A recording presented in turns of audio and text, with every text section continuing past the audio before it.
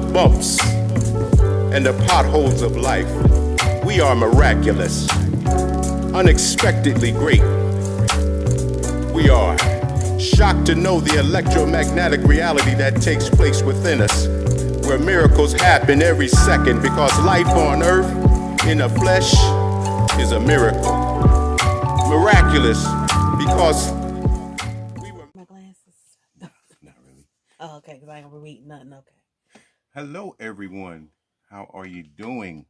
I'm here with a very special guest. Her name is Miss Margaret Brown.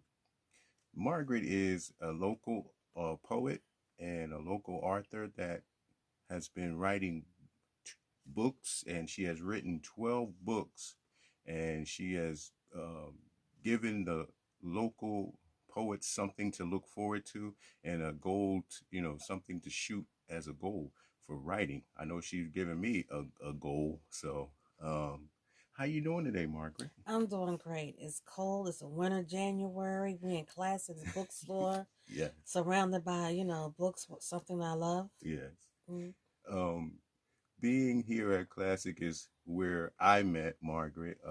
We've done the Classic books and gifts open mic. I say for like 5 years now that we've been talking. Yeah, about 5 years. 5 or 6 years. It's 6 years. It's 22. Yeah. So Yeah. So the funny thing about that, me and Margaret grew up together, but we never knew each other.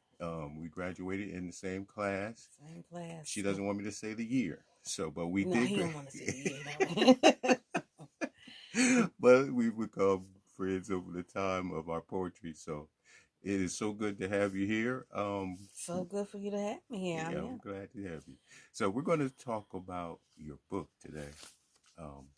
Weaponry of Words. Weaponry of Words is her 12th book. Margaret has been doing some dynamic things. Weaponry of Words. With that title, how did you get that title for the book? Well, I come up with my titles for my books. I put it in my phone. If I hear something that catches my ear, I write it down. Sometimes it's a combination. But what I've learned over the years, because I'm so raw and so honest with my poetry, I was told it's like a weapon. So I was like, oh, weaponry, yeah. And then the words with the poetry, so it just clicked for me. Yeah, I watched a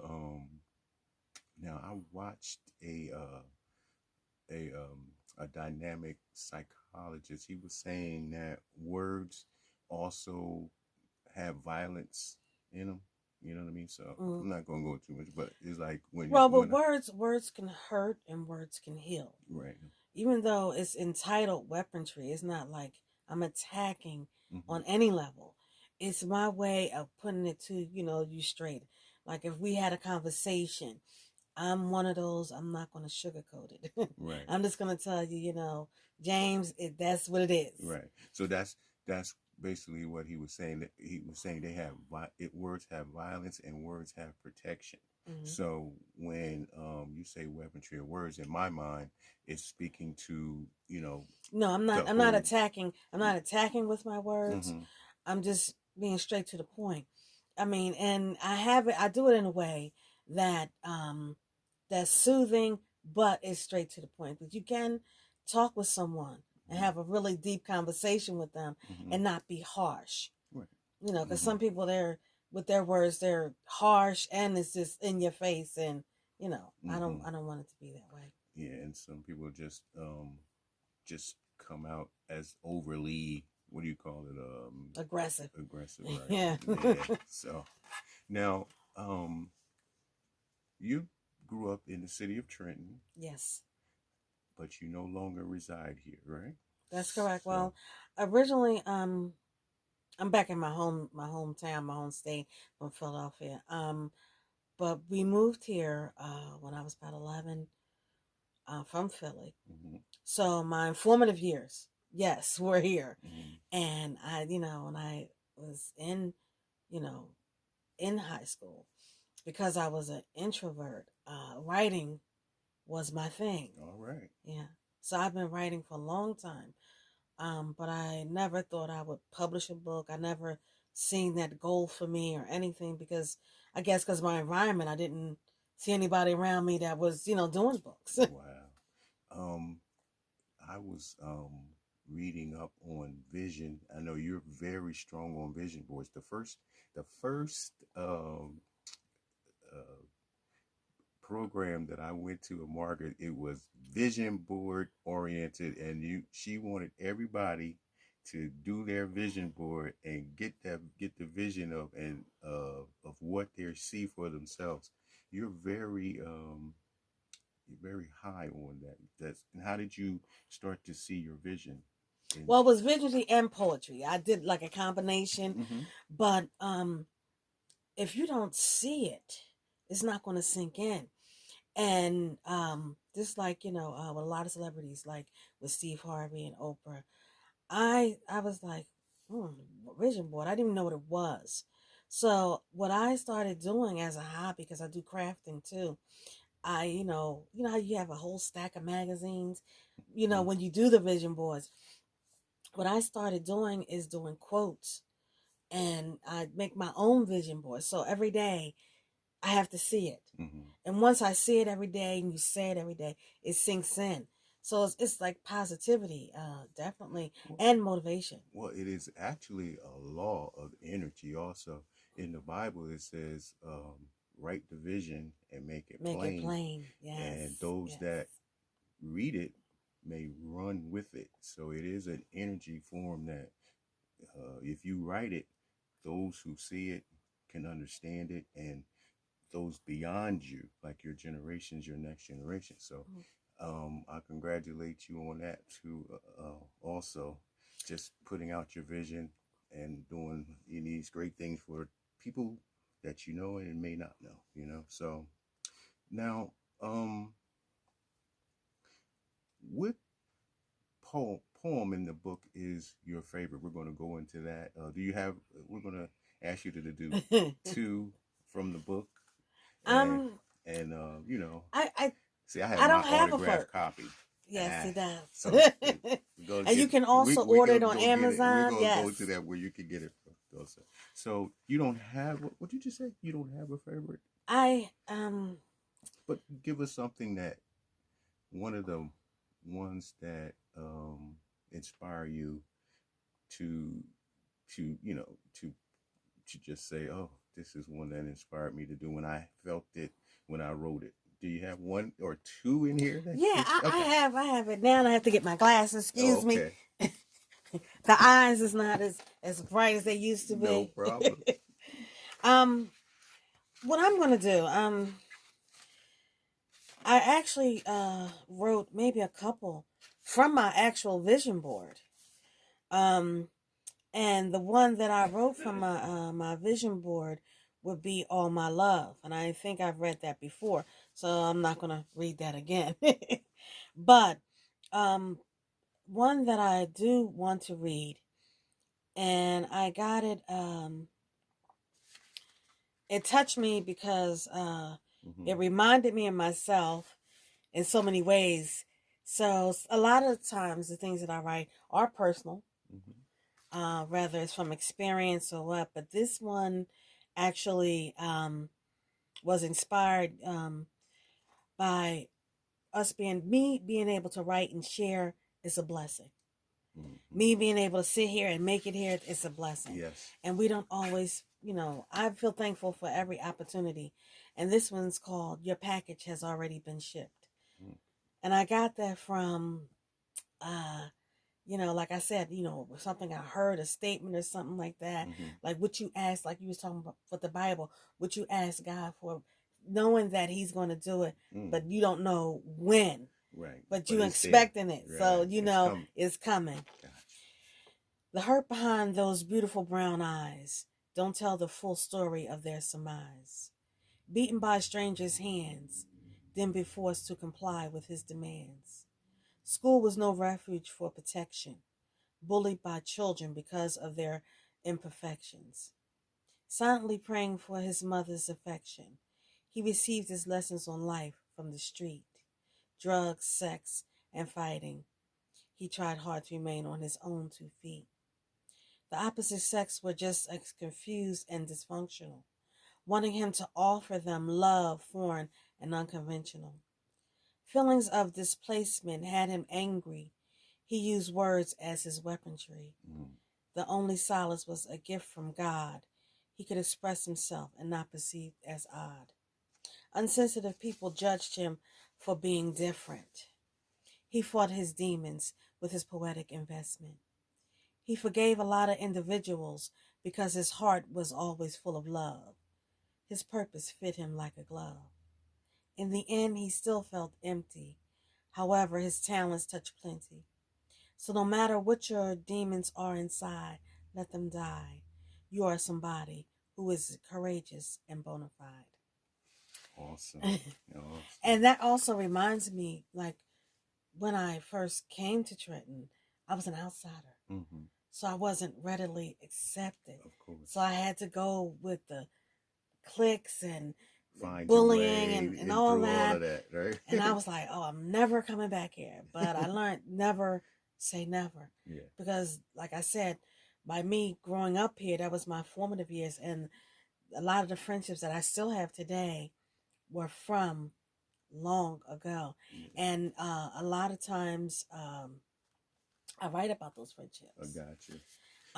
One in particular, yeah, I don't know.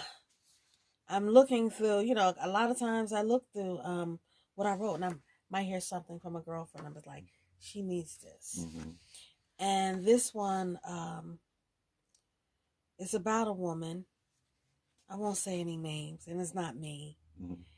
But sometimes, we got to praise ourselves.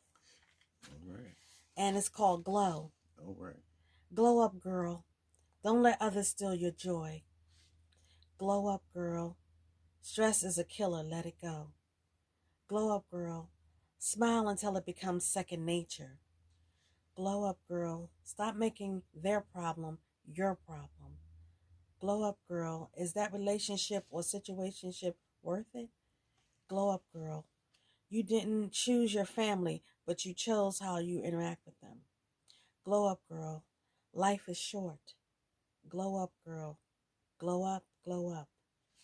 And I wrote that because a lot of times we beat ourselves up as women in relationships or situationships, as they call it now, because, people don't know anything about longevity.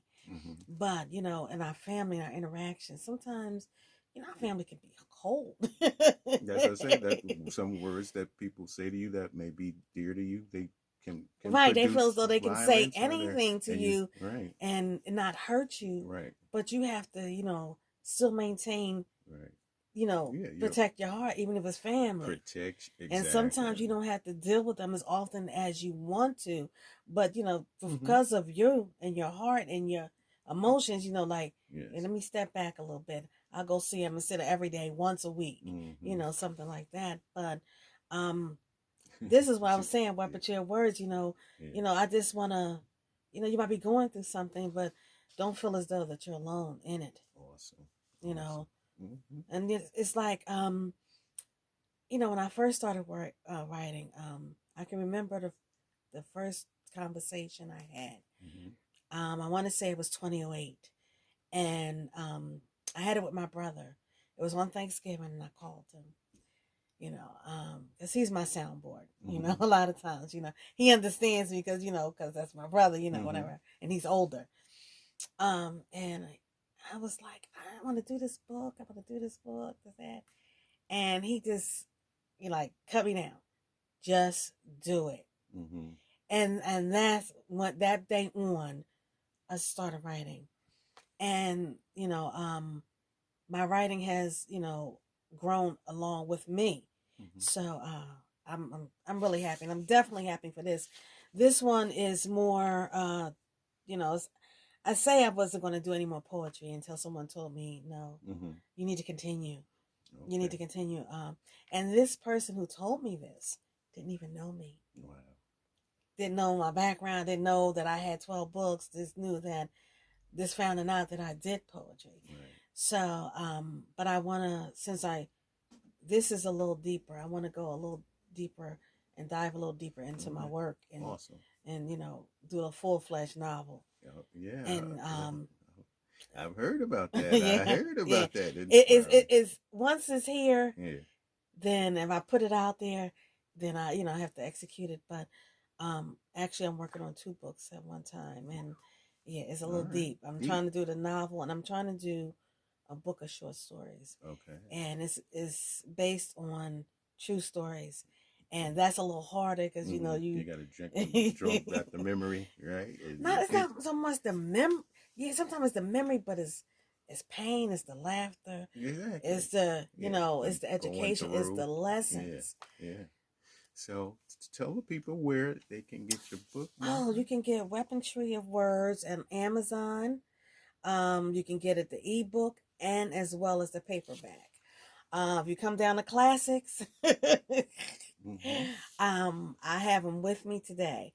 But yeah, that's where you can get it from. You can DM me. I'm on Facebook under Lady MB Writings. I'm also on Instagram under Lady MB044. So hit me up.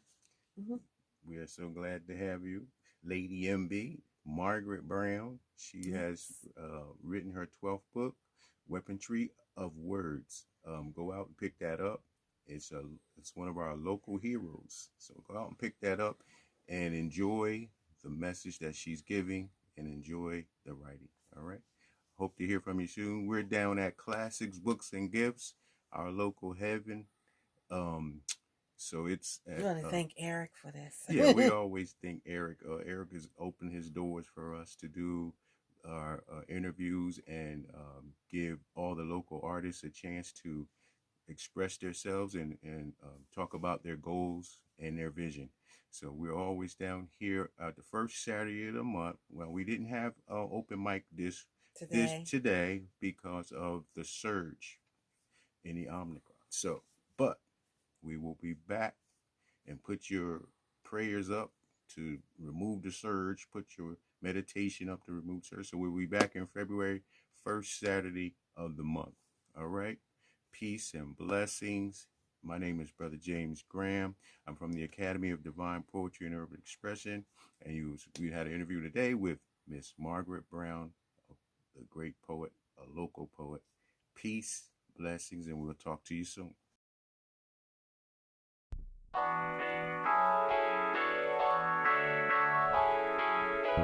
Thank you.